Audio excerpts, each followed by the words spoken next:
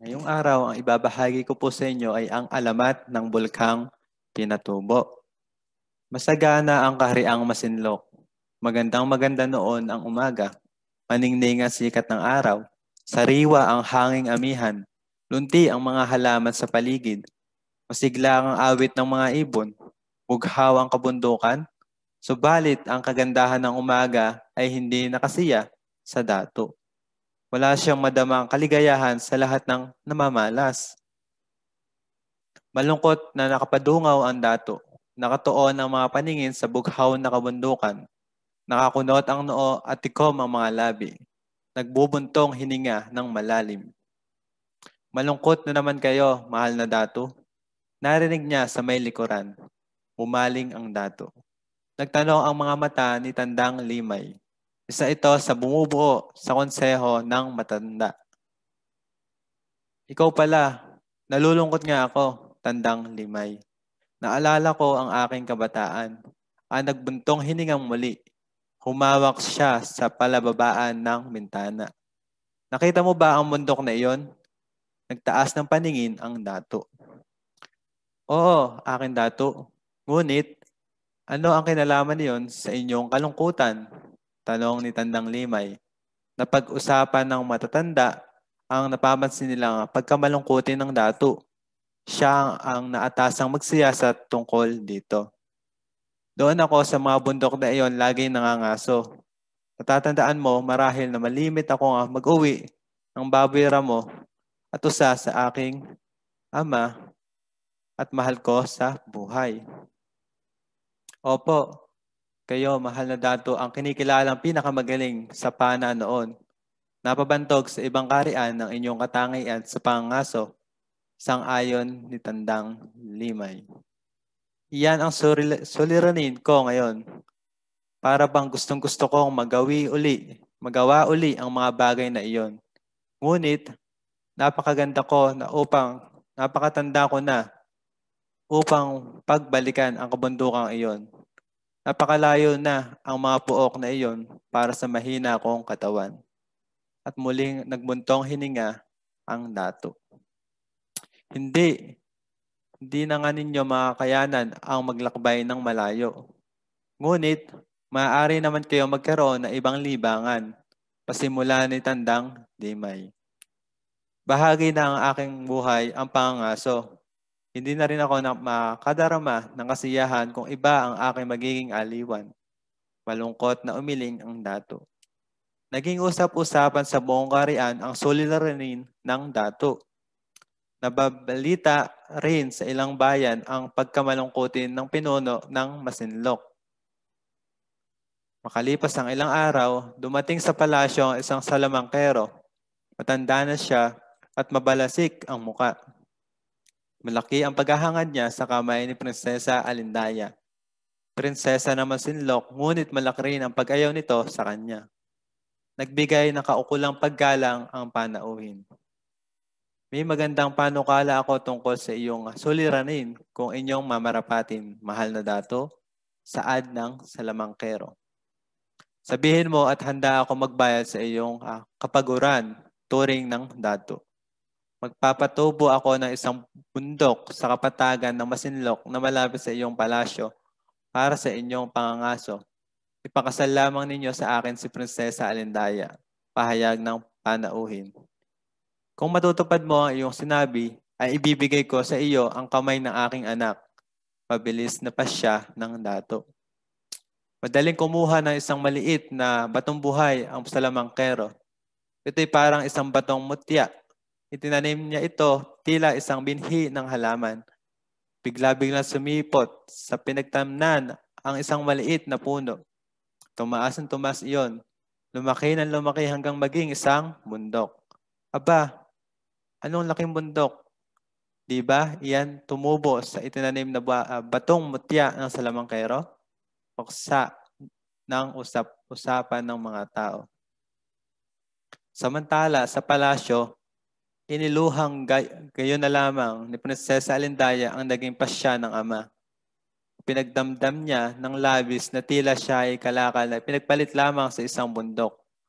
At sa lalaki pa naming kanyang kinamumuhian. Laging lumuluha ang magandang prinsesa. Nagkaroon siya ng karamdaman. Naging malubha ang kanyang sakit. Dumating ang araw na itinakda ng dato sa pagkuha sa kanya ng salamangkero. Kinalulungkot ko na hindi ko mapapasama sa iyo ang aking anak. May sakit ang mahal na prinsesa. Magbalik ka sa ibang araw, saad ng dato sa salamangkero. Umuwing masamang-masama ang loob na matanda. Galit na galit siya sa dato. Sinampantahan niya nga gusto na nitong sumira sa usapan. Nagulong gayon na lamang ang kanyang loob. Lagi niyang naiisip si Prinsesa Alindaya at ang kanyang kabiguan. Hindi niya napansing palaki ng palaki ang bundok. Ito'y kanyang nakaligtaan. Mahal na dato, halos natatakpan na po ng bundok ang buong kapatagan. Malapit na po humangga ang bundok sa tabing dagat. Wala na pong matitirhan ang mga tao, sumbong na matatanda sa dato. Hulihin ngayon din ang salamangkero. Putulan siya ng ulo. Lubhang nakakapinsala sa kaharian ang bundok na pinatubo niya. Mabalasik na utos ng hari. Natakot siya sa maaaring mangyari sa kaharian. Namatay ang salamangkero, ngunit patuloy pa rin sa paglaki ang bundok. Araw-araw ay pataas ito ng pataas na lalong kinakabahala ng mga tao. Walang maisipang gawin ang dato. Palubha ng palubha ang suliranin. Nakaabot ang balita hanggang sa malalayong kaharian. Nakarating iyon sa pandinig ni Prinsipe Malakas ng Pangasinan. Balita siya sa taglay na lakas at kabutihang loob. Agad siyang naglakbay patungong Masinloc, humarap sa dato ang matikas na prinsipe. Nakalaan ang aking paglilingkod, mahal na dato. Magalang na bad niya.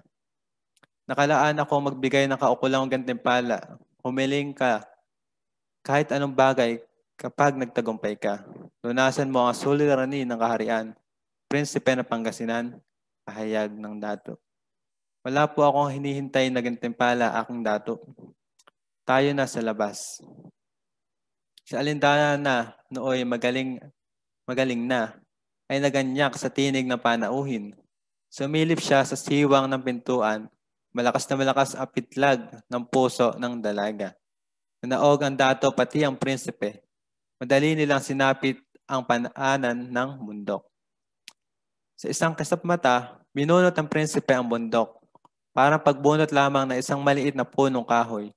At sa isang iglap din, pinatong niya iyon sa kanyang likod at walang iniwan sa pagbalikat ng tinudlang baboy ramo.